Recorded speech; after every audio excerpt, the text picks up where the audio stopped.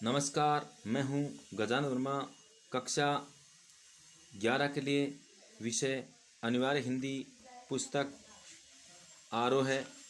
पाठ संख्या 6 स्पीति में बारिश और इसका पार्ट हम तीसरा पढ़ेंगे। तो देखिएगा कि हम इस पाठ में पहले क्या पढ़ रहे थे। ये हम पढ़ रहे थे कि जिस प्रकार से ये जो स्पीति जगह है ये हिमाचल प्रदेश में दूर दराज की जगह है। स्पीति जिसको कह सकते हैं लाहौल स्पीति, ये वो जगह है जहाँ पर एरिया बिल्कुल कटा फटा है, पीने के पानी की कमी है, जलाने की लकड़ी नहीं है और रोजगार के साधन नहीं है। लोगों का आना जाना भी कम रहा है, इसलिए संसार के नक्शे में इस जगह को कम मान्यता मिली। यहाँ की जगह को लोग कम जान पाए, यहाँ की जगह को लोग कम पहचान पाए। कारण क्योंकि ये जगह दूर दराज की है, दूर दराज है और यहाँ पर क्या है कि लोगों को सुविधा नहीं मिल पा रही है। यहाँ के लोगों की एक बहुत बड़ी कुर्बानी आप मान सकते हैं कि लोगों को कुछ नहीं मिल रहा था, लोगों को सुविधाएं नहीं मिल रही थी, लोगों के पास में रोजगार के साधन नहीं है, फिर भी अपने इस एरिया को, अपनी जगह को वो छोड़ करके नहीं गए, बल्कि यहीं डटे हुए हैं। वो नहीं चाहते इस जगह का निशान मिट जाए, इस जगह का नाम मिट जाए। गिने चुने कुछ लोग इस एरिया से बाहर गए हैं, वहाँ जा कर के अपने रोजगार की तलाश में घूमे हैं और अपना रोजगार किया है। बाकी आज भी वे पुराने लोग उसी स्थान पे अपना जीवन यापन कर रहे हैं, जबकि वो एरिया बड़ा कटा फटा है। लोगों का वहाँ जाना आना भी कम हुआ है, आना जाना भी कम हुआ है, इसलिए लोगों के ध्यान में जगह नहीं आई। वैसे देखा जाए तो इस पाठ में आपने पहले पढ़ा था कि किस प्रकार से अंग्रेज जब भारत में आए थे 1846 के अंदर उनका व्यापार हुआ था।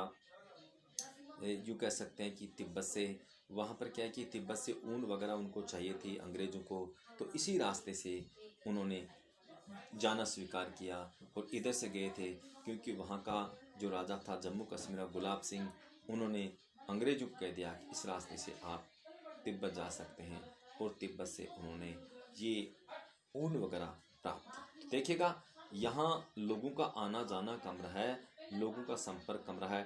डायरेक्ट यहाँ संपर्क होता, यहाँ भी क्या है जिस प्रकार से तिब्बत के अंदर ऊन है, बहुत सारी चीज़ें उपलब्ध हो रही थी, इस प्रकार से यहाँ भी लोगों को प्राप्त होती तो ये जगह भी बहुत प्रसिद्ध रहती, इसका भी नाम होता। लेकिन बात ये आती है नाम होने से क्या है, क्योंकि पानी की यहाँ कमी है, जलाने की लकड़ी कमी है, रोजगार के साधन नहीं है, ऊंचे ऊंचे दर्रे हैं, वर्षा यहाँ नाक के बराबर होती है।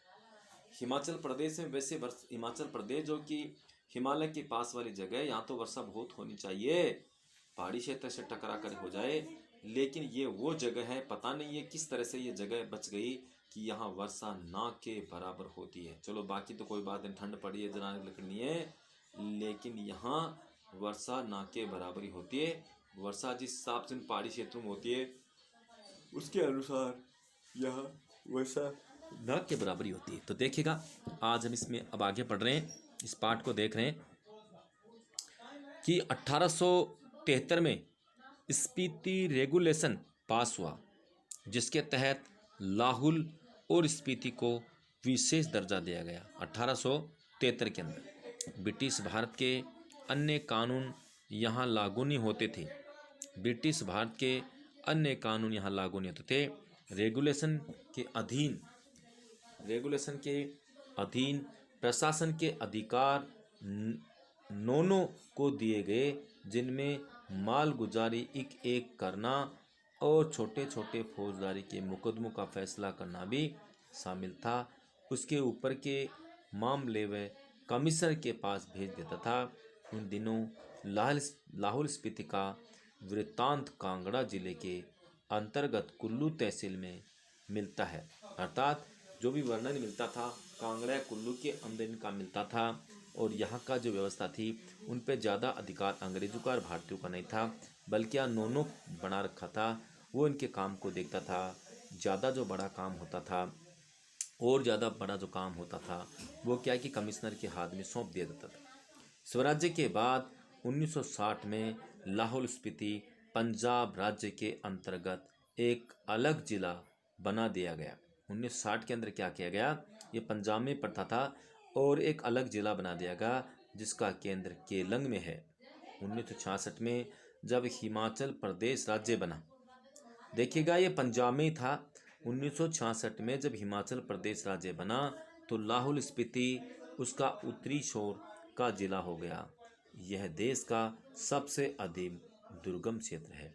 इस जगह को कहा जा सकता है लाहौल स्पीति। 1966 से पहले पंजाब ही था, हिमाचल प्रदेश नहीं था, लेकिन 1966 में ये इसका निर्माण हुआ, अर्थात पंजाब से हिमाचल प्रदेश बना। और पंजाब से हिमाचल प्रदेश बनने के कारण ही ये अलग हुआ 1966 में। और ये केलांग जिसको आप कह सकते हैं, लाहौल स्पीति जिसको कह सकते हैं, ये वो जगह है भारत की सबसे ज़्यादा दुर्गम क्षेत्र में इसको माना जा सकता है। स्पीति 31.42 और 31.42 और 32.59 अक्षांश में ये पड़ता है। अक्षांश और 77.26 और 78.42 पूर्व देशांतर के बीच स्थित है। ये चारों ओर से ऊंचे ऊंचे पहाड़ों का घेरी है। चारों तरफ से ऊंचे ऊंचे पहाड़ इस स्थान को घेरे हुए है। इन पहाड़ों की औसत ऊंचाई, नॉर्मल ऊंचाई भी देखी जाए तो 18,000 फीट है। ये पहाड़ उसे पूर्व में तिब्बत, पश्चिम में लाहौल, दक्षिण में किन्नौर और उत्तर में लद्दाख से अलग करते हैं। ये वो जगह है कि पूर्व के अंदर देखा जाए तो तिब्बत को अलग करता है, पश्चिम में देखा जाए तो लाहौल को अलग करता है, दक्षिण में देखता है किन्नौर को अलग करता है और उत्तर में देखा जाए तो लद्दाख को अलग करते हैं। इसकी कुल घाटी इसी नाम की स्पीति नदी की घाटी है। स्पीति नदी घाटी है क्योंकि यहाँ से जो पानी बर्फ पिघल करके पानी जाता है, स्पीति की घाटी भी इसको कह सकते हैं। तो देखिएगा स्पीति की घाटी भी इसको हम कह सकते हैं, जिसकी दे रखा है ऊपर दे रखा है कि स्पीति की घाटी भी इसको हम कह सकते हैं। इन पहाड़ों की औसत ऊंचाई 18,000 फीट है। ये पहाड़ उसे पूर्व में तिब्बत, पश्चिम में लाहौल, दक्षिण में किन्नौर और उत्तर में लद्दाख से अलग करते हैं। इसकी मुख्य घाटी इसी नाम की स्पीति नदी की घाटी है। स्पीति पश्चिम हिमालय में लगभग 16,000 फीट की ऊंचाई से निकलकर पूर्व में तिब्बत में बहती है। देखिएगा ये बहुत ऊंचाई से गिरती है 16,000 फीट से और जाकर के पूर्व के अंदर इस गिर जाती है। इसमें गिरती है, तिब्बत में गिरती है, वहाँ से स्पीति में आती है। स्पीति से वह कर पुराने रामपुर बुसहर राज्य में अब किन्नौर जिले में बहती हुई सतलुज में मिलती है। मेरी इस स्पीति नदी से प्रीति है, मेरी इस स्पीति नदी से प्रेम है।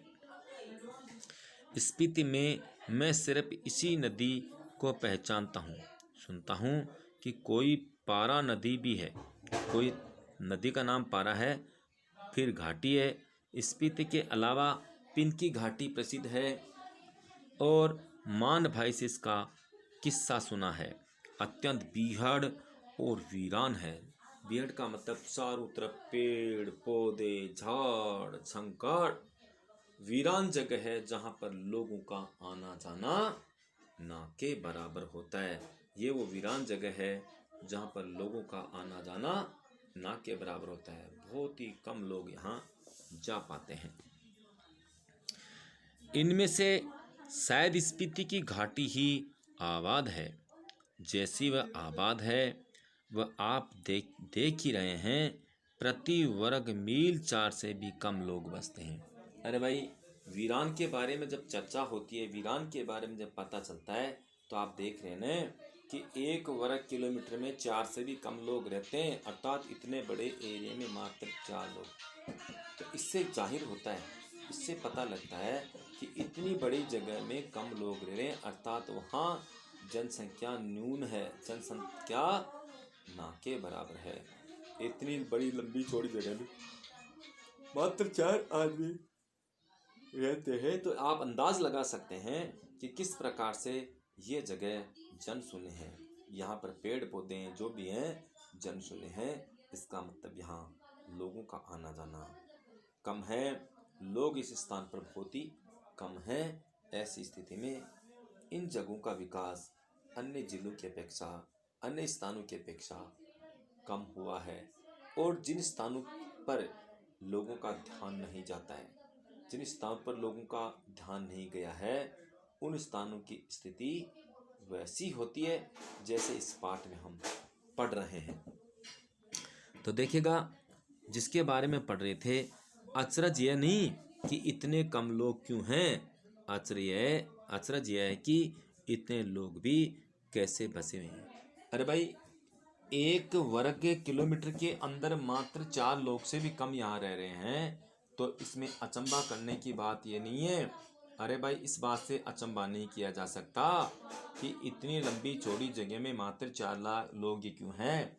अचंभा इस बात से लगाया जाता है कि इतनी दुर्गम परिस्थितियों के बावजूद भी यहाँ 4 लोग भी कैसे रुक गए। अर्थात सुविधाओं के नाम पे उनको कुछ नहीं मिल रहा, रोजगार के नाम पे उनको कुछ नहीं मिल रहा, पीने का पानी तक यहाँ मौजूद नहीं है, फिर भी ये लोग, इतने लोग यहाँ कैसे रुक गए। इस बात को जान करके हैरानी होती है। इस बात की हैरानी नहीं है कि 4 किलोमीटर में, 1 किलोमीटर में मात्र 4 ही लोग हैं। इस बात की हैरानी है कि इतने लोग भी इतनी परिस्थितियों के बावजूद कैसे ठहर गए, कैसे रुक गए, अन्यथा इस स्थान को छोड़ करके कब के चले जाते। अचरज यह नहीं कि इतने कम लोग क्यों हैं, अचरज यह कि इतने लोग भी कैसे बसे हुए हैं। मैंने जब भी स्पीति की विपत्ति बताई है तो लोगों ने यही पूछा कि आखिर तब लोग वहाँ रुकते क्यों हैं। मैंने पूछा कि आखिर इतनी समस्या होने के बावजूद भी ये लोग रुकते कैसे हैं। अर्थात ये इतने परेशान होने के बाद भी ये लोग रहते कैसे हैं, आखिर रहते कैसे हैं। ये जानने के बाद भी पता लगा, अचरज ये नहीं कि इतने कम लोग क्यों हैं, अचरज ये कि इतने लोग भी कैसे बसे हुए हैं। मैंने जब स्पीति की विपत्ति बताई है तो लोगों ने यही पूछा कि आखिर तब लोग वहाँ रहते क्यों हैं। 8-9 महीने शेष दुनिया से कटे हुए हैं। अर्थात 8-9 महीने तक इतनी सर्दी पड़ती है, इतनी ठंड पड़ती है, इतनी बर्फ पड़ती है कि ये दुनिया से कट जाते हैं। दुनिया इनके पास नहीं जाती, ये दुनिया के पास नहीं जाते, क्योंकि पूरे रास्ते जम जाते हैं, नदी नालों में पानी जम जाता है, आने जाने के रास्ते बंद हो जाते हैं। तो आखिर ये फिर भी ऐसी दुर्गम स्थानों पर, इतनी कठिन जगहों पर वो क्यों रहते हैं। क्योंकि इस प्रकृति में रह करके, इस प्रकृति का आनंद लेना, प्रकृति में आनंद लेकर के मजे से जीना यहाँ की एक आदत हो गई है, और इसके कारण इस स्थान को छोड़ करके वे अन्यत्र नहीं जाना चाहता। एक आदत हो जाती है और वो अन्य स्थानों पर वो जाना नहीं चाहते। अन्यथा सुविधाओं के नाम पर तो यहाँ कुछ भी नहीं है, सुविधाएं कुछ भी नहीं मिल पाती है, फिर भी लोग इन परिस्थितियों में भी ये लोग यहाँ डटे रहते हैं। ये इनकी बहादुरी मानो, या यूँ कह सकते हैं अपने मातृभूमि के प्रति, अपने देश के प्रति, अपने स्थान के प्रति उनके मन में बहुत ज़्यादा स्नेह है। अन्यथा आज के ज़माने में ये सब करना बहुत ही कठिन है, फिर भी इन्होंने ऐसा किया। देखिए, मैंने जब भी स्पीति की विपत्ति बताई है तो लोगों ने यही पूछा कि आखिर तब लोग वहाँ रहते क्यों हैं। 8-9 महीने जब शेष दुनिया में कटे हुए हैं, ठंड में ठिठुर रहे हैं, सिर्फ एक फसल उगाते हैं, लकड़ी भी नहीं है, घर गरम रख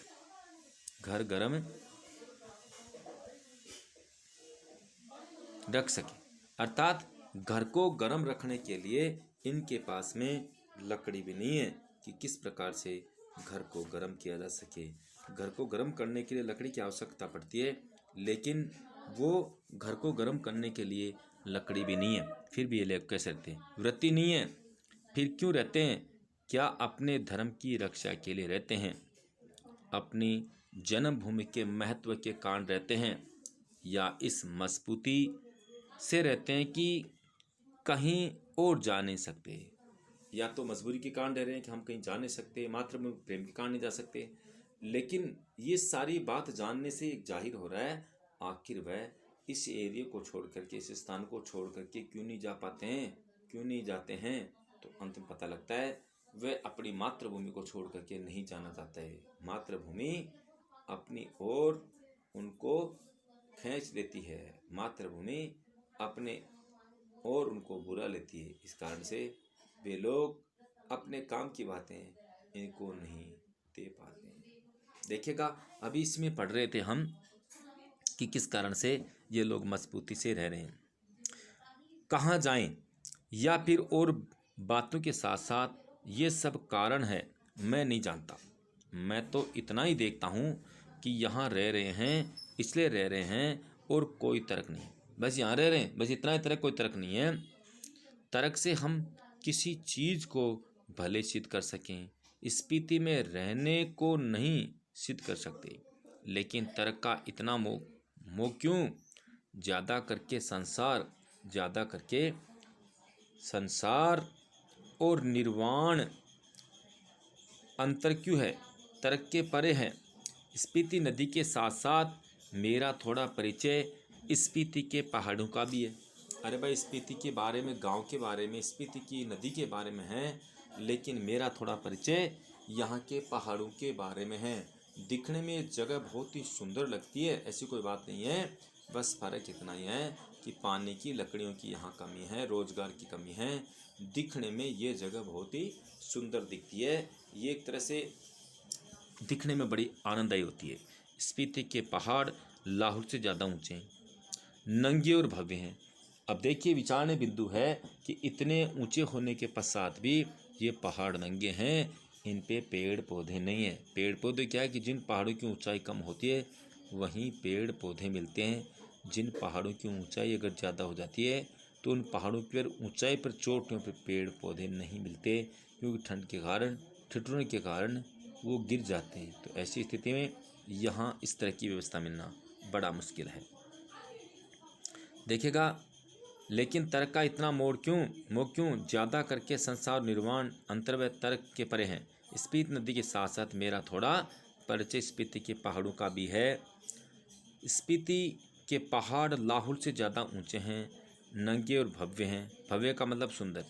इसके सिरों पर स्पीति के नर नारियों का आर्तनाद जगा हुआ है।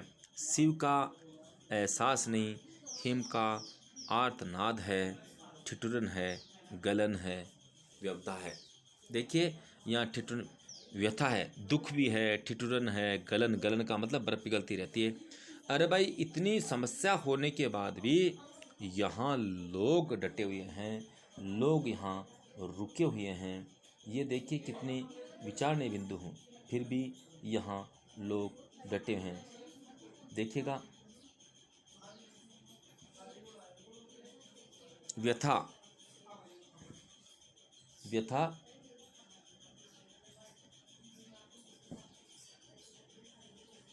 हाँ, स्पीति नदी के साथ साथ मेरा थोड़ा परिचय पहाड़ों का भी है। स्पीति नदी के साथ साथ मेरा थोड़ा परिचय स्पीति के पहाड़ों का है। स्पीति के पहाड़ लाहौल से ज़्यादा ऊंचे। देखिए, तभी तो लाहौल स्पीति साथ में आता है, लाहौल स्पीति। लेकिन स्पीति के पहाड़ हैं वो लाहौल से भी ज़्यादा ऊंचे हैं। वो ऊंचे होने के कारण इन पे कोई पेड़ पौधे भी नहीं। आप हिमाचल प्रदेश में जाएंगे, जम्मू कश्मीर जाएंगे, जिन पहाड़ों की ऊंचाई आवश्यकता से ज़्यादा है उन पहाड़ों पर बर्फ़ गिरती है और वहाँ पर पेड़ पौधे नहीं होते। उनकी तलहटियों में न जाने किस किस प्रकार के पेड़ पौधे होते हैं। ज़्यादा ऊंचाई होने के कारण वहाँ बर्फ़ भी गिरती है, और जब तेज़ हवाएं चलती है, इतनी भयानक चलती है कि आदमी ठिठुर करके नीचे गिर जाए। बहुत तीखी चुभन वाली हवाएं चलती है। वो मौसम गर्म होता है तो भी हवाएं चलती रहती है, क्योंकि उन क्षेत्रों में जो बर्फ़ होती है, बर्फ़ से टकरा करके हवा चलती है, बहुत ठंडी होती है। लेकिन फिर भी यहाँ इतनी परेशानियों को भोग करके भी अपने जीवन की गाड़ी को चलाने के लिए भी ये लोग डटे हुए हैं। और पहाड़ों की ऊंचाई होने के कारण लाहौल स्पीति में क्या है कि लाहौल से भी ज़्यादा ऊंची पहाड़ियाँ इसी वजह से यहाँ पर लकड़ी आदि की समस्या है, इसी वजह से यहाँ पानी की समस्या है।